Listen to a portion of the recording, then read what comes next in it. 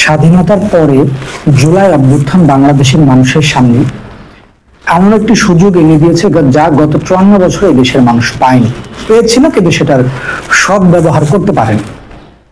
যার ফলে এই গত ৫৪ বছর ধরে বাংলাদেশ একটা ব্যর্থ রাষ্ট্র হিসেবেই পরিচালিত হয়েছে।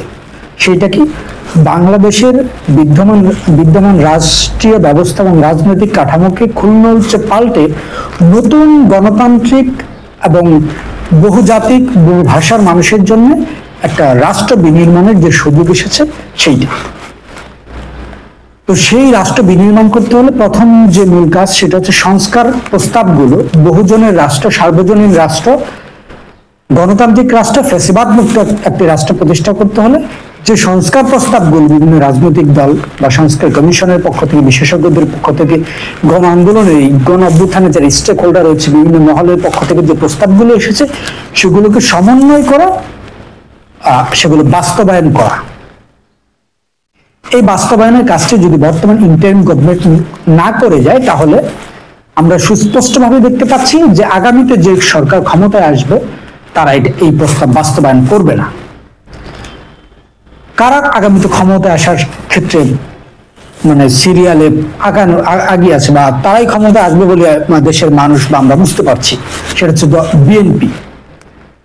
আওয়ামী লীগের অনুপস্থিতিতে বিএনপি যে ক্ষমতায় আসবে এটা মোটামুটি আমরা বুঝতে পারছি যে ভোট দিলে তারা ক্ষমতায় আসবে এবং তারা সেই লক্ষ্যে কিন্তু তারাও এটা বুঝতে পারছে বলেই কিন্তু তারা ভোটের জন্য খুব তাড়াহুড়া করছে। এমনকি গত ৮ আগস্ট যখন সরকার গঠন হয় তার আগের দিন ৭ আগস্টে মির্জা ফখরুল ইসলাম আলমগীর বলেছিলেন যে অন্তর্বর্তী সরকারের দায়িত্ব হবে ৩ মাসের মধ্যে নির্বাচন দেওয়া। সে যাই হোক, এখন কথা হচ্ছে যে সংস্কার এই সরকারকেই করে দিতে হবে। পরবর্তীতে বিএনপিকে যেহেতু আমরা ক্ষমতায় আসবে বলে ধরছি, তারা ক্ষমতায় আসলে কেন সংস্কার প্রস্তাবের বিষয় বা সংস্কার বিষয় তাদের উপর আস্থা রাখা যাবে না, সংস্কারের কাজটা কেন নির্বাচিত সরকার বা বিএনপির জন্য ছেড়ে রাখা যাবে না, সেটা নিয়ে কথা বলতে চাই। একটা দলকে নিয়ে যখন আমরা কথা বলতে চাই প্রথমেই সেই দলটার দুইটা জিনিসকে আমাদের মূল্যায়নে নিতে হবে, সেই দলটার অতীত এবং সেই দলটার বর্তমান। আমরা বিএনপির অতীত যদি দেখি, এই বিএনপির অতীত খুবই কুৎসিত অতীত। প্রথমত এই দলটা নিজে একটা কিংস পার্টি হিসেবে গঠিত হয়েছিল এবং পরবর্তীতে সেটার জন্মের ইতিহাস ভুলে গিয়ে অন্যদেরকে কিংস পার্টি বলে জনগণ থেকে বিচ্ছিন্ন করার একটা ব্যর্থ প্রচেষ্টা এই দলটা করেছে। সে যাই হোক, কিংস পার্টি হওয়া কোনো দোষের না, আমি এটা দোষের দেখছি না। কিন্তু বিএনপি বাংলাদেশের গণতান্ত্রিক যাত্রায় ১৯৯১ যে নির্বাচন ছিল স্বৈরাচারী এরশাদের পতনের পরে যে বাংলাদেশ যে নতুন গণতান্ত্রিক যাত্রা শুরু হয়েছিল, সেই যাত্রায় প্রথম বিএনপি ক্ষমতা এসেছিল এবং যাত্রাকে ব্যাহত করেছিল এই বিএনপির হাত দিয়ে। একটু হিস্ট্রিটা মনে করে দিই। ১৯৯১ সালের ২৭ ফেব্রুয়ারি হয় সেই এরশাদ সরকারের পতনের পরে জাতীয় সংসদ নির্বাচন। সেই নির্বাচনের আগে ৩ জোটের একটা রূপরেখা হয়েছিল। আওয়ামী লীগের নেতৃত্বাধীন যে জোট ছিল, বামপন্থী সিপিবি বামপন্থী দলগুলোর যে জোট ছিল এবং বিএনপি নেতৃত্বাধীন যে জোট ছিল, এই ৩ জোটের আন্দোলনের ফলে তো এরশাদ সরকার বিদায় হয়েছিল। এই ৩ জোটের একটা কমন রূপরেখা ছিল এবং সংস্কার প্রস্তাব, সেটা এক ধরনের সংস্কার প্রস্তাব ছিল। সেখানে বেশ কিছু ধারা ছিল। তার অন্যতম একটা ধারা ছিল যে কেউ পরবর্তীতে এরশাদকে নিয়ে রাজনীতি করবে না বা এরশাদের সাথে রাজনীতি এলাই করবে না। আমরা দেখলাম ১৯৯৫ সালে মাগুরায় একটা জালিয়াতি নির্বাচন করার পরে যখন বিএনপির পায়ের তলার মাটি সরে গেছে, আওয়ামী লীগের আন্দোলনের কারণে যখন এই দলটা মোটামুটি নাস্তানাবু, তখন এই বিএনপি প্রথম হাত বাড়িয়ে দেয় জাতীয় পার্টির দিকে এবং তখন এরশাদ জেলে রয়েছেন এবং স্বভাবতই জাতীয় পার্টি বিএনপির সাথে এলাই করেনি, কারণ জাতীয় পার্টি দেখতে পাচ্ছিল বিএনপির সূর্য অস্ত যাচ্ছে, অস্ত যাওয়া সূর্যের সাথে তারা মার্চ করেনি, তারা আওয়ামী লীগের সাথে গিয়েছিল। তাহলে আমরা যদি দেখি যে ৩ জোটের রূপরেখাকে প্রথম ভায়োলেট করে বিএনপি, এবং সেই ৩ জোটের রূপরেখা একটা কথা ছিল যে যুদ্ধাপরাধী বা এই ধরনের যারা কর্মকাণ্ডের সাথে জড়িত ছিল, এই ধরনের দল, তাদের সাথে কেউ রাজনৈতিকভাবে এলাই করবে না। আমরা দেখলাম যে সেই ৩ জোটের রূপরেখাকে ভায়োলেট করে বিএনপি সম্ভবত ১৫টা আসন, তাদের ১৩৫টা বা ১৪০টা আসন পেয়েছিল সেই নির্বাচনে। বাদ বাকি ১৫১টা আসন যেহেতু সরকার গঠন করতে প্রয়োজন, বাদ বাকি আসনগুলোর জন্য তারা জামাত ইসলামের সাথে তারা জোট করেছিল। এবং আরো একটা দাবি ছিল যে তত্ত্বাবধায়ক সরকারের অধীনে বাংলাদেশে নির্বাচন অনুষ্ঠিত। এই বিএনপি প্রথম 1996 সালে যে নির্বাচন করে, প্রথম নির্বাচন 1996 সালে তত্ত্বাবধায়ক সরকার ব্যবস্থাকে তারা বাতিল করে দেয় এবং তখন বিরোধী দলের আন্দোলনের সময় বিএনপি নেত্রী বেগম খালেদা জিয়া তাকে শ্রদ্ধা করে গণতন্ত্রের জন্য, কিন্তু তিনিও তখন বলেছিলেন পাগল এবং শিশুবাদে কেউ নিরপেক্ষ হতে পারে না। তার পরবর্তীতে আওয়ামী লীগ এবং অন্যান্য বিরোধী দলগুলোর আন্দোলনের মতো বিএনপি তত্ত্বাবধায়ক সরকার দিয়ে ক্ষমতা ছাড়তে বাধ্য হয়। তারপর আমরা যদি দেখি 2006 সালে এই বিএনপির ক্ষমতা আঁকড়ে রাখার মানসিকতার ফলে 1-11 হয়েছিল। তখন এই বিএনপি তত্ত্বাবধায়ক সরকারকে ব্যবস্থাকে নিজের কন্ট্রোলে রাখার একটা পায়তারা করেছিল, যার ফলে 1-11 হয়েছিল। এই আপনার পড়লেই বিস্তারিত, ছোট করে একটু গুগল করলে আপনার হিস্ট্রিটা পাবেন। আমরা বিএনপির অতীত আমরা ভালো দেখছি না। গত 16 বছর যদি আমরা দেখি, বিএনপি কিন্তু পারেনি আন্দোলন করে দেশের যে মানুষের ভোটাধিকার যে হারিয়ে ফেলেছিল সেটাকে ফিরিয়ে আনতে। তার আন্দোলন করে পারেনি, তার নেত্রী 8 বছরের মতো, 8 বছর না, প্রায় 6-7 বছর মতো কারাগারে ছিল তাকে মুক্ত করতে। তারা পারেনি তাদের নেতা তারেক রহমানের বিরুদ্ধে হওয়া মিথ্যা এবং অসংখ্য বানোয়াট মামলা কি বলবো যে বাতিল করতে বা তাকে দেশে ফিরে আনতে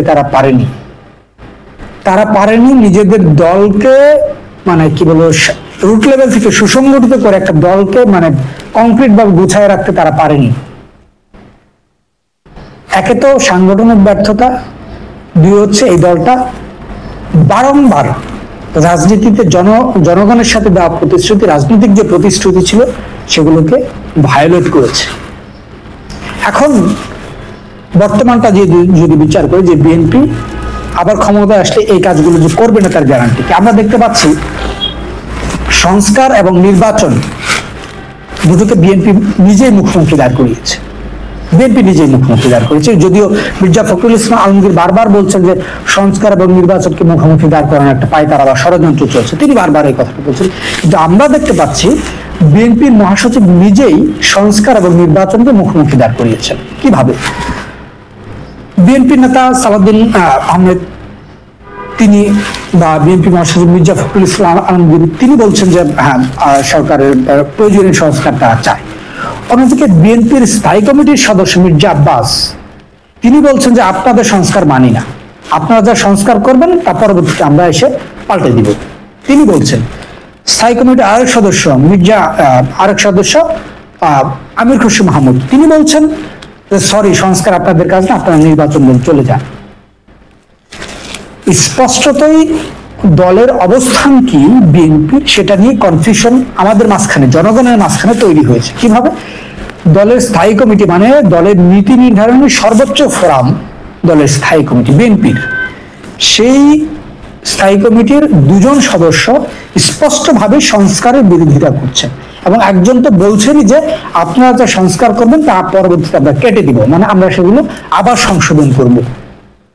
অন্যদিকে আমরা দেখলাম যে ঐক্যমত্য কমিশন সংস্কার ইস্যুতে যে ঐক্যমত্য কমিশনে বিএনপি যে প্রস্তাব দিয়েছে সেখানে দেখলাম বিএনপি যে 31 দফা দিয়েছিল খুব সেগুলোর বিরোধিতা করছে বিএনপি।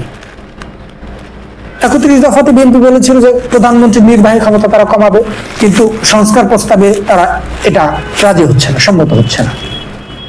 পরপর 2বার এর বেশি কেউ প্রধানমন্ত্রী হতে পারবে না, এখন বলছে তারা 3বারের বেশি, আবার পরপর নাই মানে পরপর না 3বারের বেশি কেউ প্রধানমন্ত্রী হতে পারবে না, চাইলে কেউ মানে কি বলবো যে আরো হইতে পারবে।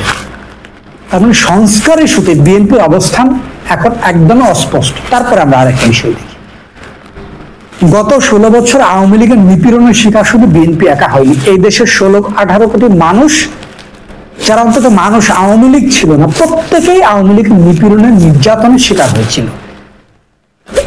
এই জনগণ যখন 5 আগস্ট আওয়ামী লীগের বিরুদ্ধে রায় দিল যে আওয়ামী লীগকে এই দেশ থেকে তার বিতাড়ন করলো, তখন বিএনপি বলছে যে তার দল হিসেবে আওয়ামী লীগকে নিষিদ্ধের পক্ষে না, তারা কোনো রাজনৈতিক দল নিষিদ্ধের পক্ষে না, জনগণ আওয়ামী লীগের বিষয়ে সিদ্ধান্ত নেবে।